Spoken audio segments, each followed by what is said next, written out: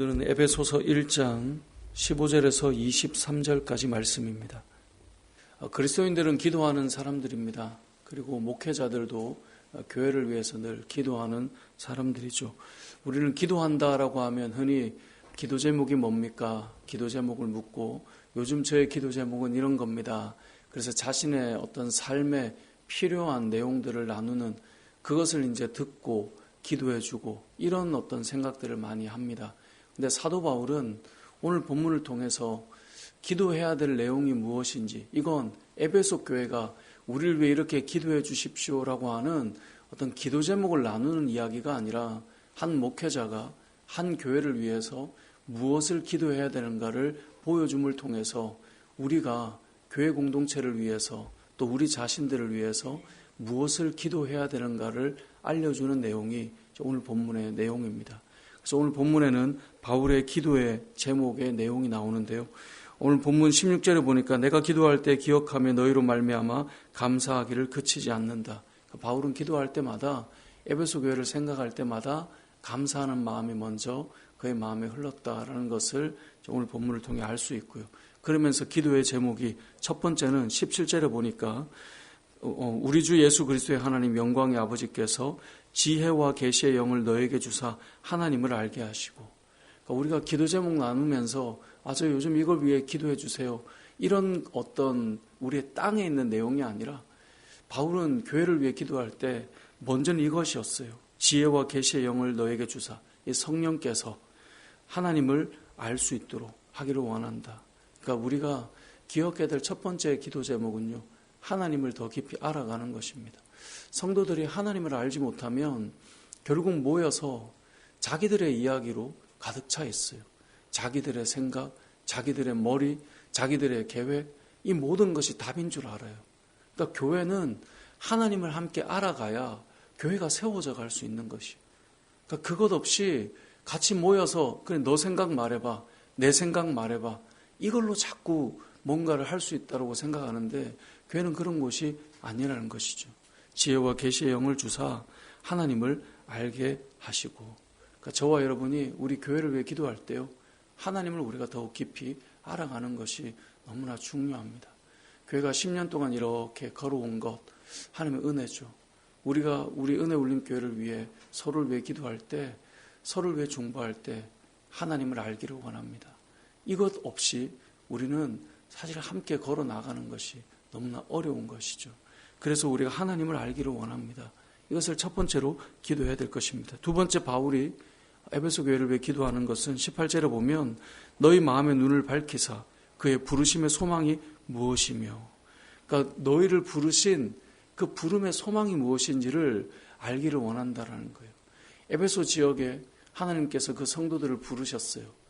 여러분, 예수를 믿도록 우리를 부르신 것은 단순히 구원받고 천국 간다라고 하는, 그냥 우리가 예수 믿어서 천국 가게 됐어, 이 이야기만을 하는 게 아니에요. 우리의 부르심에는 하나님의 소망이 담겨 있어요. 우리가 은혜 울림 교회라는 이름으로 모여 있어요. 여러분 모여가지고 이곳에서 어떤 소망과 꿈을 꾸고 계시나요? 교회라고 하는 곳에 같은 교회 공동체의 일원으로 모여 있어요. 다 각자 모여 함께 이 자리에 있는 것은 다양한 이 걸음들을 통해서 모여지게 된 거예요. 다 각자가 달라요. 하지만 우리는 함께 모여 있어요. 근데 함께 모여 있는 이 부르심에는 하나님의 소망이 있다는 거예요. 제가 여기에 있고 여러분이 여기에 있는 것은 부르심의 한 소망 안에 있는 거예요. 그것을 깨닫고 그것을 알 때 교회가 세워져 갈 수 있다는 것이죠. 그래서 바울은 이 에베소 교회를 위해 기도하고 있는 거예요. 너희를 부르신 그 부르심의 소망이 무엇인지 알기를 원한다. 그러기 위해서 필요한 게 뭐예요? 너희의 마음의 눈을 밝히사. 우리의 마음의 눈을 열어주셔서 우리가 각자가 다양한, 때로는 어떤 교회를 통해서 어떤 일들을 겪고 그렇게 오신 분도 있고, 또 이 교회를 통하여 처음 예수님을 만나고 시작하신 분도 있고, 다양하지만 그 가운데서 우리를 부르신 하나님의 소망이 있다는 거죠. 이것을 우리가 하나님 안에서 알아갈 때 우리가 교회 안에서 함께 세워져 갈 수 있다는 것이죠. 이것을 위해 기도하는 것입니다. 세 번째로 무엇을 위해 기도합니까? 성도 안에서 그 기업의 영광의 풍성함이 무엇인지 알기를 원하는 거예요. 그 기업이라고 하는 것은 하나님 나라거든요. 하나님 나라의 그 영광스러움이 얼마나 풍성한가를 알기를 원하는 거예요. 예수 믿는 사람들이 그 살아가는 삶의 이 부는 다 다양해요. 저와 여러분의 삶의 이 부유함, 이 물질의 척도는 다르죠. 성도들이 모여 있으면 그 사람이 가진 소유의 그 양은 다 다르죠. 하지만 거기에 대한 이야기가 아니라 기업이라고 하는 것은 하나님 나라거든요. 성도의 기업은 하나님의 나라예요. 저와 여러분이 살아갈 때 하나님 나라라고 하는 이 기업의 그 영광스러움의 풍성함이 얼마나 풍성한 것인지를 알기를 원한다는 거예요. 그래서 이 신앙생활을 하면서요, 땅에 있는 소유로 인해서 우리의 어깨가 펴지고 우리가 좀 당당해지고 교회에서도 내가 이 정도 재물이 있으니 그게 아니에요. 그 소유는 다 다르지만 모두가 하나님 나라의 그 풍성함을 가지고 당당하게 서가는 거예요. 그래서 신앙생활 하면서 우리는 세상은요, 가진 것이 힘이 돼서 그걸로 목에 힘을 줘요. 근데 교회는 그렇지 않아요. 교회에 내가 저 사람보다 헌금을 더 하니까 내가 힘 좀 줄 수 있다. 내가 더 지분이 있다. 그건 착각이에요. 그건 상당히 위험한 이야기예요. 교회가 개척교회고 작을수록 어떤 재정적인 역할을 담당하는 사람이 그것이 눈에 띌 수도 있어요. 그래서 제가 헌금하는 부분이나 우리 교회는 그런 것들이 많이 가려져 있어요. 그게 드러나고 거기에 힘을 주게 되면 교회는 상당히 위험해져요. 그래서 교회가 때로는 사람이 많이 모이는 곳이 더 건강하게 갈 수 있는 영역이 몇 가지가 있는데 그 중에 하나는 어떤 한 사람이 목에 힘을 줄 수가 없는 거예요. 왜냐하면 다양하게 모여서 다양하게 그 일들을 역할을 감당하니까. 근데 교회가 작으면 그 역할을 감당하는 소수의 사람들이 있을 수 있단 말이죠. 그래서 마치 자기가 교회를 마치 뭔가를 하는 것처럼 착각하게 되는 거죠. 상당히 위험하죠. 그런데 잘 보면 성경은 우리의 기업은 하나님의 나라고요. 그 영광의 풍성함을 저와 여러분이 다 얼마나 크고 놀라운가를 경험하고 그 안에서 함께 걸어가고 있다는 것을 우리는 기억해야 된다는 것이죠. 뿐만 아니라 네 번째로 기도하는 바울의 기도의 제목은 19절에 보면 그의 힘의 위력으로 역사하심을 따라 믿는 우리에게 베푸신 능력의 지극히 크심이 어떠한 것을 너희로 알게 하시기를 구하노라. 무슨 말이에요? 한마디로 말하면 하나님의 능력이 얼마나 큰지 너희가 알게 되기를 원한다. 여러분, 그리스도인들은 항상 깨닫는 것이 있어요. 하나님의 능력이 얼마나 큰가. 이렇게 우리가 믿음의 공동체를 세워나갈 때마다 깨닫는 것이 무엇입니까? 하나님의 능력이 얼마나 큰가를 알아가게 되는 거예요. 세상의 머리로, 세상의 사람들의 힘으로, 능력으로 마치 우리가 모여있는 것이 사람들의 동호회나 어떤 가진 자들의 이야기나 이런 것이 아니죠. 교회가 이렇게 주의 일들을 감당하며 가는 것을 볼 때마다 깨닫는 것은 하나님의 능력이 얼마나 큰가를 깨닫게 되는 것이고, 그렇게 교회는 걸어오고 또 걸어가고 세워져 가는 것이죠. 비단 우리 은혜울림교회뿐만 아니라 이 땅에 있는 모든 교회들을 잘 보십시오. 저도 제가 섬겼던 교회들을 보면 그 교회마다 하나님께서 얼마나 크고 능력 있게 역사하셨는가로 늘 간증하며 세워져 가는 것들을 보게 되죠. 그러니까 바울이 교회를 위해 기도할 때 이 네 가지를 놓고 지금 기도하고 있다라고 감사하며 기도하며 나아가는 것입니다. 왜 이렇게 교회를 위해 기도할까요? 그 이유는 교회의 머리가 예수 그리스도입니다. 22절에 보면 또 만물을 그의 발 아래 복종하게 하시고 그를 만물 위에 교회의 머리로 삼으셨어요. 예수님이 교회의 머리가 되어서 만물이 그 발 아래 복종하게 되는데, 머리 대신 예수님이 그렇게 되도록 그 역할을 하는 곳이 누구냐? 몸된 교회예요.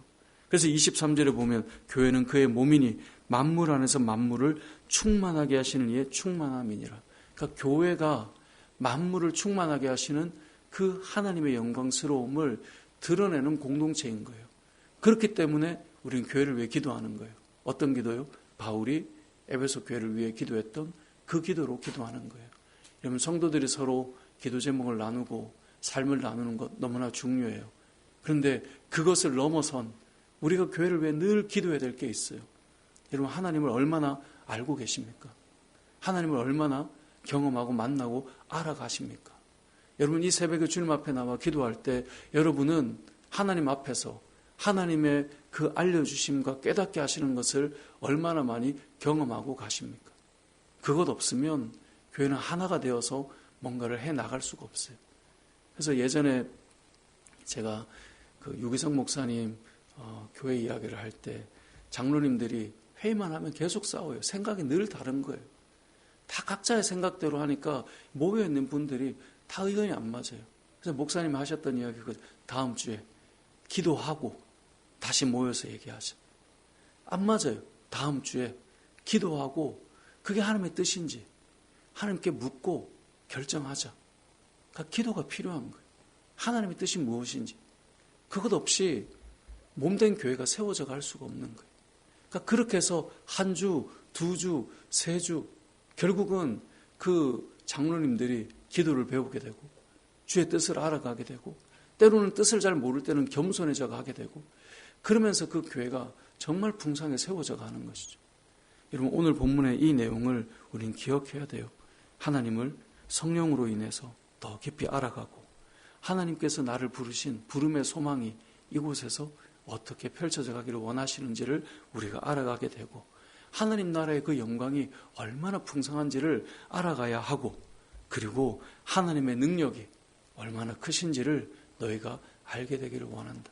이것은 에베소 교회를 향한 바울의 기도이지만 이 시대의 모든 교회를 향한 우리가 기도해야 될 기도의 제목이고 저와 여러분이 오늘도 이 기도로 우리가 함께 나아가서 특별히 교회 세움받은 목사나 장로나 권사나 안수집사나 세움받은 목자나 하나님 앞에 먼저 부름받은 자들이 하나님을 더욱 깊이 알아가고 주의 뜻을 분별하고 그 가운데 주님의 몸된 교회가 우리의 부르심 속에서 정말 주님이 원하시는 그 영광스러움이 나타나는 교회 공동체가 되어서 이 땅 가운데 만물을 충만케 하시는 그 예수 그리스도의 영광스러움이 우리 은혜 울림 교회를 통하여서 더 풍성하게 이루어지고 나타나게 해주십시오. 그 기도로 우리가 함께 오늘 새벽에도 기도하고 또 우리 교회가 그렇게 세워져가는 은혜가 있으시길 주님의 이름으로 축복합니다. 아멘.